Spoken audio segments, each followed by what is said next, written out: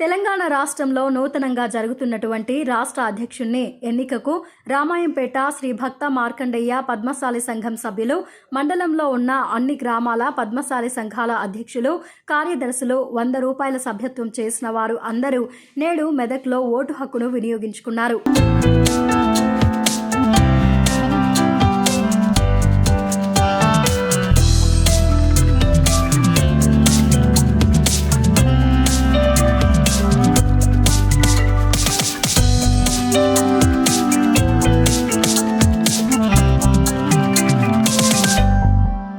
మండల అధ్యక్షులు మద్దెల రమేష్, మోహన్, వినోద్, కరె నరేందర్, బల్ల సుధాకర్, రామాంజనేయ, బల్ల పెద్ద యాదగిరి, పెంటయ్య, పల్లకాటి రామచంద్ర తదితరులు పాల్గొన్నారు.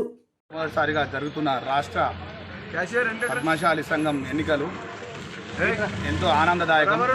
ఎప్పుడు కని విని ఎరగని రీతిలో ఈసారి ఓటింగ్ ద్వారా జరుగుతున్నాయి. ఇది పద్మశాలి కుల బాంధవులందరికీ కూడా ఇదొక మంచి అవకాశం.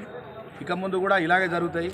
రామాయంపేట మండలం నుంచి ధర్మారం, కోనాపూర్, అక్కన్నాపేట్, లింగాపూర్ అన్ని గ్రామాల నుంచి కూడా పద్మశాలి కుల బాంధవులు ఎవరైతే మెంబర్షిప్ 100 రూపాయల మెంబర్షిప్ చేసిన వారు ఉన్నారో వాళ్ళందరూ కూడా వచ్చి ఈరోజు ఓటు హక్కును వినియోగించుకోవడం జరిగింది. అందులో 80% వచ్చిరు. కొంతమందికి పెళ్ళిళ్ళు ఉండడం వలన రాలేకపోయారు. వచ్చిన వాళ్ళందరికీ కూడా, రాని వారికి కూడా నా హృదయపూర్వక ధన్యవాదాలు. రామాయంపేట మండల అధ్యక్షునిగా నేను ఈరోజు అందరికీ శుభాకాంక్షలు తెలియజేస్తున్నాను.